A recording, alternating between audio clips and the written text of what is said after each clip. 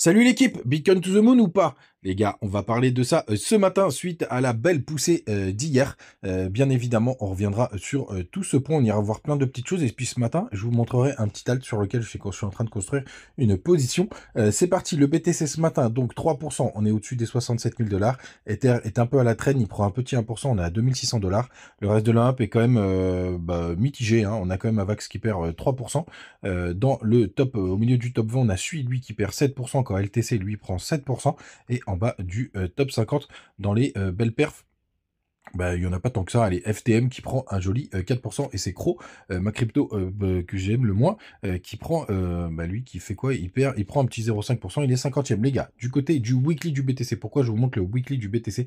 Parce qu'hier, il y a eu quand même pas mal d'emballements, puisque vous en avez pas mal qui ont regardé ce petit bull flag, tout simplement sans compter les mèches, hop, qui se sont mis comme ça, donc ils se sont dit breakout, breakout, breakout. Alors non, parce que tout simplement, il y a tellement de points de contact sur les mèches, et c'est du weekly qu'il faut impérativement les prendre en compte. Et pour l'instant, vous voyez, on a été rejeté tout simplement.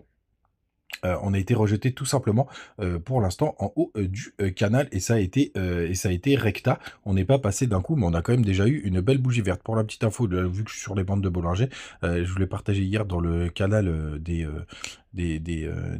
signaux, pardon, et à 71 000 $. Donc on redescend en daily pour voir ce qui s'est passé. Et tout simplement hier, alors ça a été hyper volatile parce qu'on a eu une longue mèche et après un rejet, mais pour l'instant vous voyez, on est en train de travailler cette résistance qui est pas une mince affaire. En plus, la bonne nouvelle, c'est qu'on est en train d'avoir un RSI, lui par contre, qui est en train de tenter de faire un nouveau plus haut.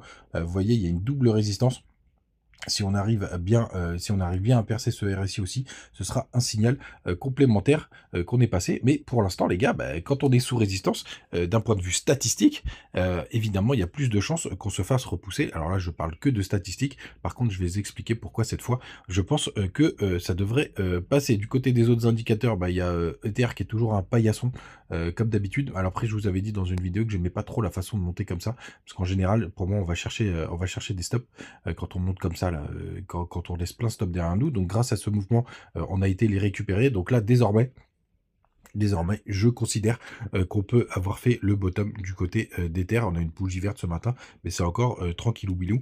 Donc rien de bien méchant. Le SP500, lui, il a fait un nouveau plus haut hier. Est-ce qu'on a touché les... Ouais, on a touché les 5869. Après, on s'est fait rejeter en fin de journée, mais rien de bien méchant. Et la Bitcoin dominance, qui a été chercher un nouveau plus haut. Elle continue, oh mon dieu, cette Bitcoin dominance. Donc BTC reste le boss, les gars. Toujours, encore et toujours, pas de top, pas de correction. Donc c'est BTC qui mène la danse. On vient encore chercher un nouveau plus haut avec cette variation. Forcé de le constater. Le total 3, lui, du coup, on est bien passé du côté de la trendline, donc ça c'est plutôt chouette. Là, je suis en weekly, et après, pour vraiment confirmer qu'on a une belle tendance, déjà on a fait un joli W, il faudra breaker, allez, les 634 milliards pour pouvoir considérer que les alts sont bien partis, mais c'est encore BTC qui mène la danse. Donc méfiance les gars quand même, parce que vous voyez, il y a quand même des grosses liquidations qui se sont formées, tout simplement. Des zones de liquidation, il y a pas mal de gens qui sont rentrés après la petite mèche, tout simplement, mais il y a pas mal de liquidités qui sont quasiment jusqu'aux 63 200 $, grande méfiance. Et surtout, vous avez les fundings qui sont bien repassés en positif. Ça ne veut pas dire qu'on peut pas monter, hein, bien entendu qu'on peut monter avec des fundings positifs. Par contre, si on se décorale des 0,01 et que ça monte encore, là, il faudra quand même être beaucoup plus méfiant. Il y a encore pas mal de cryptos qui ont des fundings négatifs. Et faites attention, ceux qui trade Riff, regardez, je voulais vous le montrer, regardez. Du côté de Binance, on est à moins 0,8%. Donc eux, ils ont plutôt intérêt que le prix baisse. Alors que du côté de Bybit, où on traite quand même plutôt pas mal de volume, du côté de BitGet, on est à 0,27%. Donc c'est énorme. Il y a vraiment une grosse divergence entre les échangeurs. C'est assez rare de voir ça. Donc vraiment, faites attention les gars. Vous risquez de vous faire littéralement découper tout simplement. Du côté des autres infos, on va passer désormais sur notre petit Twitter. N'hésitez pas à me rejoindre parce qu'on va refaire le petit point sur tout ça. Ce que je voulais vous partager, c'est Wed qui nous partageait ça hier, tout simplement. Et d'ailleurs, c'était une métrique que j'ai trouvé un peu naze du coup, un peu flippante, c'est qu'il y avait quand même vachement plus de volume en 2017-2018, là quand on a connu le top du BTC, donc c'était en 2018, en janvier 2018. Il y avait vachement moins de monde sur le bull run de 2021. Donc j'espère qu'on va au moins récupérer les volumes de 2017-2018 2018 parce que il faut de la liquidité, hein, les gars, pour que le Bitcoin pousse. Mais c'est vrai que 2018, bah, au final, on va considérer que c'était quand même le vrai gros cycle. Et c'est vrai qu'il y en a pas mal qui se sont fait défoncer. Du côté donc, ce que je voulais vous partager hier, donc, est-ce qu'on va pumper? Est-ce qu'on va plus pumper? Alors, je voulais partager bien avant qu'on soit à 67 200 et qu'on y soit retourné. Donc, pour faire simple, moi, je prends le risque de vous dire, et je vous l'ai dit hier, pour moi, ça c'était un flash dump. Pourquoi, les gars?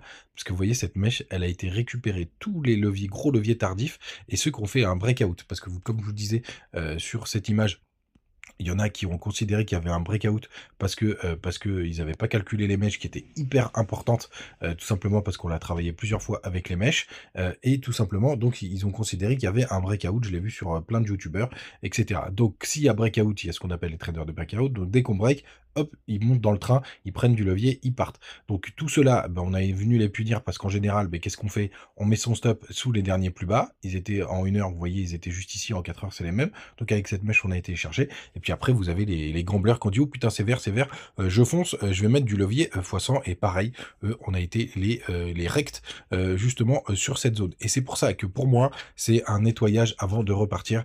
Et quand je vois la charte, la gueule de la charte là, pour l'instant, pour moi, on n'a pas fini ce mouvement haussier et on pourrait avoir enfin notre breakout.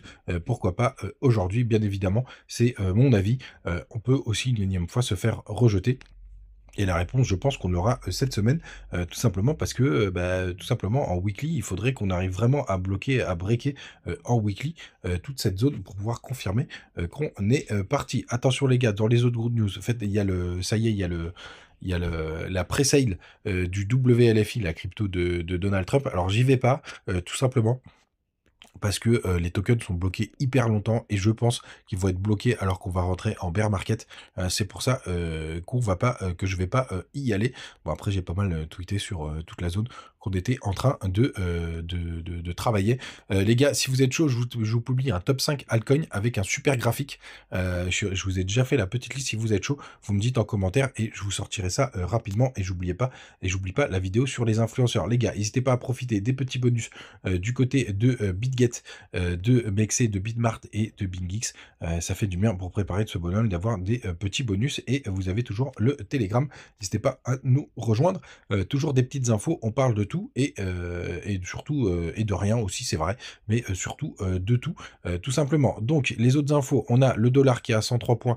Ça c'est vraiment, c'est très bizarre qu'on ait les deux qui pump en même temps. Donc il y a potentiellement un menteur, donc il faudra faire gaffe. Le Nasdaq, lui, il a toujours pas été chercher un nouveau plus haut. On s'est bien recorrélé avec le BTC dessus, donc c'est intéressant de le regarder pour voir s'il est en avance, tout simplement. Je vous parle de la crypto que je suis en train de, la position que je suis en train de construire, c'est du côté de BingX. La crypto, elle s'appelle AIC. Et pourquoi je construis sur cette crypto? Tout simplement parce qu'elle est souvent, alors, vous allez voir, elle va pas y être aujourd'hui, mais elle est souvent dans les top recherches du côté de CodeGecko. Donc, je me suis intéressé au projet. Alors, on peut aller voir, bien entendu. Ah, puis il est où mon petit AIC? Bon, il n'est pas dans les dernières, mais vous voyez, je suis en train de construire la position. AIC Compagnon, pour le coup, on est sur un market cap de 72 millions, quasiment full DU8, hein, vous savez que c'est important pour moi. On va se mettre en max. La crypto, elle est en train de latéraliser pour le moment et le market cap suit pas trop mal la crypto, tout simplement. Donc on est sur de l'intelligence artificielle, c'est sur la BNB Chain. On est à 100% depuis son point le plus bas, en tout cas d'après CoinMarketCap. C'est dispo du côté de Mexc et de BingX. Et vous voyez, il y a des volumes stratosphériques. On est à 9 millions de volumes pour le coup sur des échangeurs.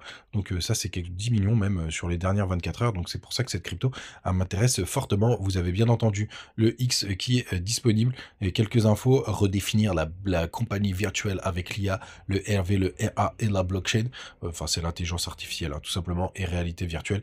Donc voilà, c'est la petite crypto sur laquelle je suis en train de construire une position.